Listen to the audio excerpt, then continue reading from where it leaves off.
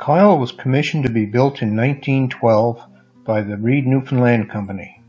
The shipbuilder was Swan Hunter and Company of Newcastle upon Tyne, England.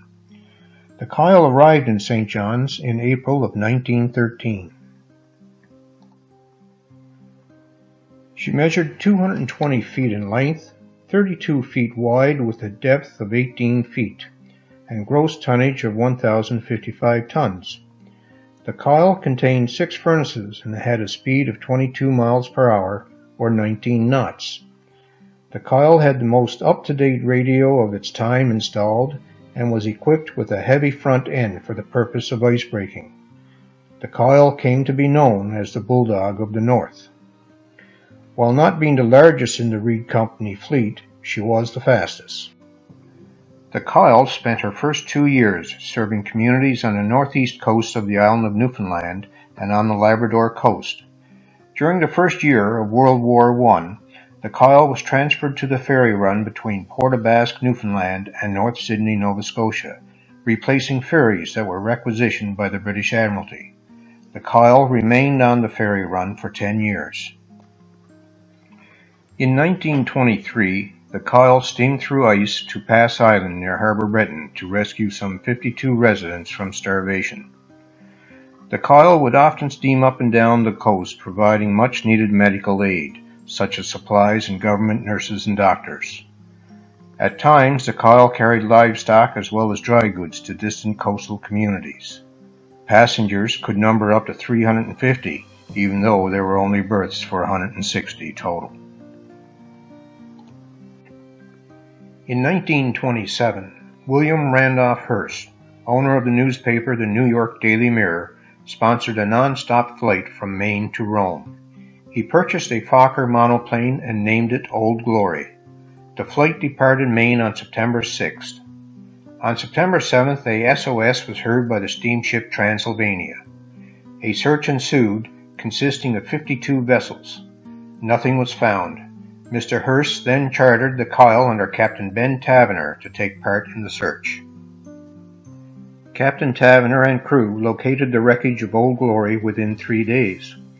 While there were numerous vessels at sea involved in the search, it was Captain Taverner's skills as a mariner that enabled them to track the currents to locate the wreckage. In February of 1942, 2 American naval ships, the Truxtun and the Pollux, during a severe storm ran aground in Chambers Cove on the Burin Peninsula. The Kyle was tied up at St. Lawrence, a short distance away. Upon hearing of the vessel's distress, Captain Connors ordered the Kyle to sea in order to aid the vessels. Upon their arrival, and after a lot of maneuvering, it was determined that the sea was too rough, and the Kyle sailed back to St. Lawrence. Upon their arrival at St. Lawrence, the crew gathered ropes, axes, and ship's blankets to be used to give aid to the survivors. Captain Connors also dispatched 2 nurses from the Kyle to help with the survivors. Of 389 sailors, 186 survived through the actions of the residents of Lawn and St. Lawrence. In 1959, Shaw Steamships of Halifax purchased the Kyle and renamed her the Arctic Eagle. They operated her as a sealing vessel off the Labrador coast.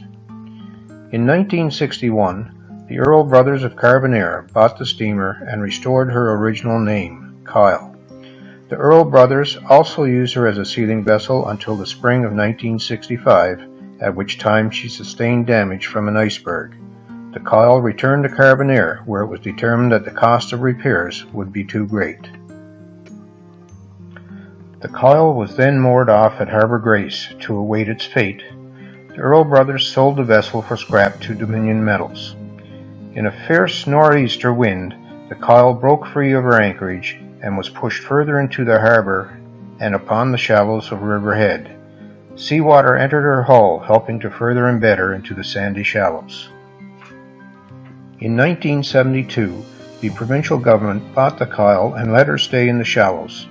25 years later, in 1997, the government put a fresh coat of paint on the Kyle to help celebrate Newfoundland's 500th anniversary. 2017 is the 50th anniversary of the Kyle going aground in the shallows of Riverhead. The town of Harbour Grace has a small tour chalet near the site of the Kyle. It has a room dedicated to the Kyle's storied history.